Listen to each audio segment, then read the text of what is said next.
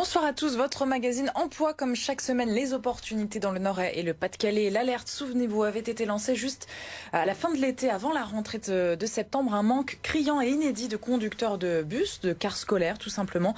Les besoins sont toujours aussi importants, mais avant d'être opérationnel, eh bien, il faut se former. Notre invité Laurent Prévost, co-dirigeant d'ACIFEP, formation basée à Lens, Lille et Valenciennes. Bonsoir. Bonsoir. Merci beaucoup d'être avec nous. Et Thibaut de L4M nous accompagne évidemment comme chaque semaine. Bonsoir Thibaut. Bonsoir. Alors on va comprendre ensemble évidemment cette formation donc aux conducteurs de car.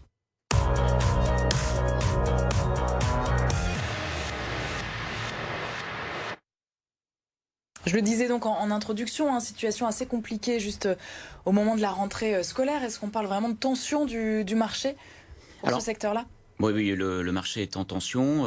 Il manque énormément de conducteurs dans l'urbain, dans l'interurbain. Je pense qu'on va en parler un peu plus en détail. Justement, après. Le marché est en tension parce qu'on est sur un plein emploi. La région du Nord-Pas-de-Calais est une région très dynamique.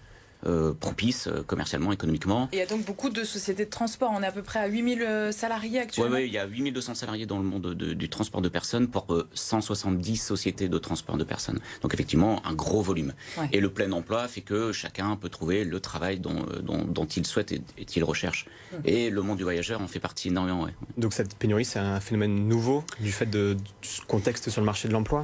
Alors il y a l'après-Covid. Et puis on est sur un phénomène un peu papy-boom, c'est-à-dire qu'il faut considérer que jusque 2030, dans l'Hexagone, il va manquer 300 000 conducteurs, dont 280 000 personnes pour le départ en retraite. Ah oui. On peut considérer 8% de croissance, mais surtout du départ en retraite. Donc il y a un gros besoin de former, de trouver des nouveaux conducteurs pour jusque 2030. Et c'est difficile de trouver des chiffres qui nous concernent, nous, chez nous ? Sur ces 300 000, on n'a pas une petite idée de pourcentage, ou en tout cas, vous attendez à beaucoup de besoins aussi, quoi. Oui, énormément. Il faut considérer que la région des Hauts-de-France, c'est 15% de l'activité. Donc la proportion est assez rapide et elle est très importante. Et vous l'avez dit, la pénurie, elle touche. Il y a différents types de transports, interurbains, urbains. Vous pouvez nous définir un petit peu peut-être la différence entre d'activités ? Parce que nous, on est toujours dans notre jargon, l'urbain, l'interurbain. L'urbain, considérons que c'est dans la ville. Et l'interurbain, c'est les lignes de bus de transport en commun, oui. C'est un bus. Alors un bus, on est debout, d'accord. Et puis on a l'interurbain qui est, comme vous pouvez le comprendre, entre les villes. Et là, on est sur ce qu'on appelle un autocar. Nous, on est assis, ceinture de sécurité. Et donc le ramassage scolaire, c'est vraiment ces types de bus, enfin d'autocars là. Oui, exactement. C'est les deux du coup, vraiment. Ah oui, ça peut être les deux.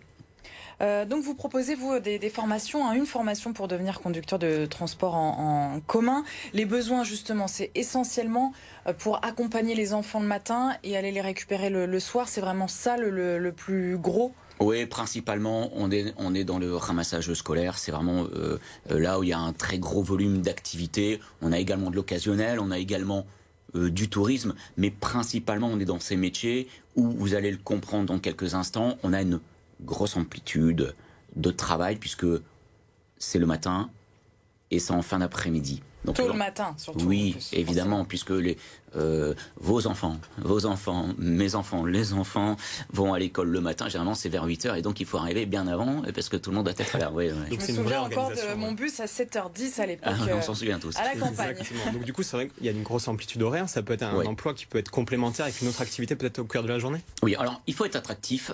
C'est un magnifique métier. C'est vraiment une belle profession. Simplement une grosse responsabilité aussi. Une grosse responsabilité. Il faut des gens de sécuritaires qui aiment ce travail. D'accord. Et donc effectivement, il y a une recherche actuellement. Nous avons trouvé des solutions. Nous sommes en train de trouver des solutions avec les sociétés de transport de personnes et puis des sociétés de logistique qui ont également des besoins de main-d'œuvre. Pour le cœur de la journée, du coup. Exactement. Les entreprises ont conscience vraiment de cette problématique-là et essaient de trouver des solutions en ce moment. Oui, tout à fait. Ouais. Parce que le bas blesse, c'est quoi ? C'est du temps partiel, donc on gagne pas assez pour vraiment avoir un salaire. C'est pas assez rémunérateur parce que il n'y a pas assez d'heures dans la journée de travail. Donc on ne parle pas forcément que de taux horaire, mais effectivement l'amplitude faisant que c'est quand même assez complexe tôt le matin et on va dire tard le soir, mais c'est surtout qu'il n'y a pas assez d'heures de travail. Donc cumuler un autre poste, effectivement, c'est une réflexion d'aujourd'hui. On s'intéresse à la formation, Thibaut. Donc la formation que vous proposez, combien de temps elle dure et qu'est-ce qu'on obtient à l'issue de cette formation ? Oui, il y a deux manières de passer, de devenir conducteur, pardon. La première, c'est par un titre professionnel. Titre professionnel, un peu comme un CAP de conducteurs routiers de voyageurs. Celle-ci dure environ 3 mois, 434 heures pour être très précis. Donc on a un titre professionnel. L'autre formation possible, c'est ce qu'on appelle un permis et la FIMO voyageur. Le permis en 140 heures et la FIMO dans la foulée en 140 heures, soit 2 mois pour un permis FIMO, 3 mois pour un titre professionnel.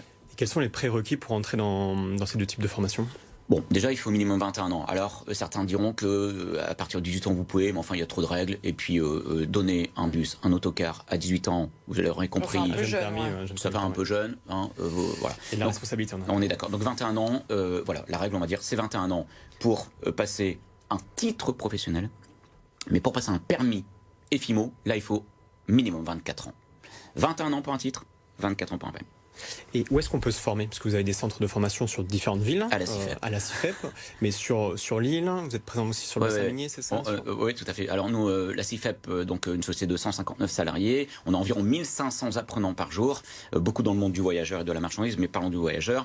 On peut se former dans le CRT-Léquin, à la CIFEP de Léquin, à la CIFEP de Lens et à la CIFEP de Valenciennes, précisément à Prouvy. Il y a une rentrée qui se fait ou est-ce que c'est toute l'année là? Il y a un démarrage. On est à la fin de l'année, donc dites-nous un petit peu pour 2023. C'est pas scolaire. En tout cas, pour le coup, nous, on a des démarrages quasiment tous les 15 jours.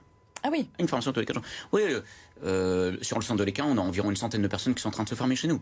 Donc on peut s'inscrire tout au long de l'année. Le candidat qui est intéressé, qui nous regarde, il peut contacter la CIFEP pour entrer en formation rapidement. La particularité que la CIFEP possède, c'est qu'on a créé un service emploi où on a 22 chargés de recrutement qui sourcent de manière, j'oserais dire, un peu traditionnelle, avec les pôles emploi, avec les missions locales, avec tout le monde institutionnel qui nous aide et à qui on a vraiment un gros travail de partenariat de proximité, et puis par des réseaux sociaux, par des job boards, comme le nouveau réseau social d'emploi 100% vidéo qui s'appelle Jobissime, avec qui on travaille énormément, parce qu'on peut faire des CV projectifs vidéo. Et ça intéresse tout le monde, parce que voilà, une image égale 1000 mots, et ça c'est fantastique ça. Merci beaucoup. En tout cas, le message est passé. En recherche les conducteurs de car. Merci Laurent Prévost d'avoir été avec nous. On a toutes les infos sur Internet. Et puis au niveau financement, j'imagine que c'est le traditionnel, le dispositif traditionnel avec Pôle emploi, etc. pour financer cette formation. La région également nous aide énormément. Merci, vous restez avec nous pour les annonces de L4M.